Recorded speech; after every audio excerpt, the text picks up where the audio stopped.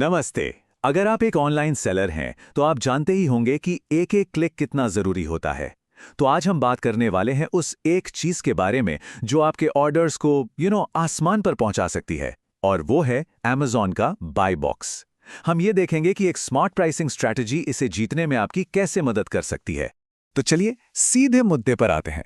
जैसा कि इस डैशबोर्ड में दिख रहा है ना, प्रोडक्ट का दाम, बाय बॉक्स जीतने का परसेंट और टोटल ऑर्डर्स, ये सब एक दूसरे से जुड़े हुए हैं।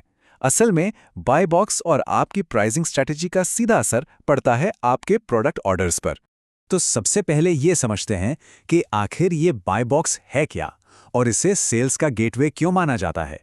यकीन मानिए ये पेज पर सिर्फ एक बटन से कहीं ज्यादा है। देखिए, जब कोई कस्टमर किसी प्रोडक्ट पेज पर आता है तो बाय बॉक्स वो जगह है जहां ऐड टू कार्ट या बाय नाउ का बटन होता है। असल में ना, ज्यादातर सेल्स इसी एक बॉक्स के जरिए होती हैं, और अगर आप इस बॉक्स में नहीं हैं तो कस्टमर के लिए आपको ढूंढना बहुत मुश्किल हो जाता है। तो ये सवाल हमें इस पूरे डिस्कशन के सेंटर में ले आता है। आखिर इस एक छोटे से बॉक्स को जीतने के लिए इतनी मेहनत क्यों की जाए? चलिए देखते हैं कि इसका असर क्या पड़ता है। बाय बॉक्स जीतने के फायदे बिल्कुल साफ हैं। आपके ऑर्डर्स में जबरदस्त उछाल आता है, आप अपने कॉम्पिटिटर से आगे निकल जाते हैं, और सबसे जरूरी बात, आप सही कीमत पर बेचकर अपना प्रॉफिट भी बनाए रख पाते हैं। तो बाय बॉक्स कौन जीतेगा, ये तय कैसे होता है? देखिए, ये कोई किस्मत का खेल तो है नहीं। इसके पीछे एक एल्गोरिदम है जो कुछ खास फैक्टर्स को देखता है। आइए उन्हीं पर एक नजर डालते हैं। जैसा कि आप देख सकते हैं, सबसे बड़ा हिस्सा 40% कीमत और शिपिंग का है। इसके बाद आती है 25% पर डिलीवरी की स्पीड, 20% पर स्टॉक का होना, और 15% आपकी सेलर रेटिंग और सर्विस लेवल अग्रीमेंट यानी SLA का। तो साफ है कि कीमत सबसे जरूरी है, लेकिन ये अकेली चीज नहीं है जिस पर ध्यान देना है।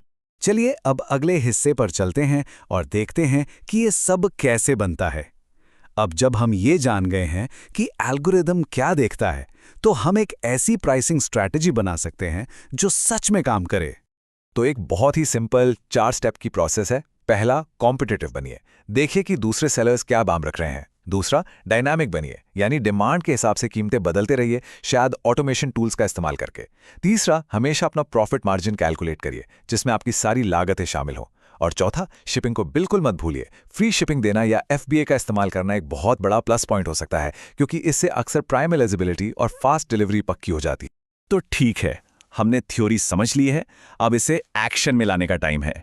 यहाँ कुछ साफ साफ बातें हैं कि क्या करना है और क्या नहीं करना है, ताकि आप ज्यादा से ज्यादा सेल्स जीत सकें।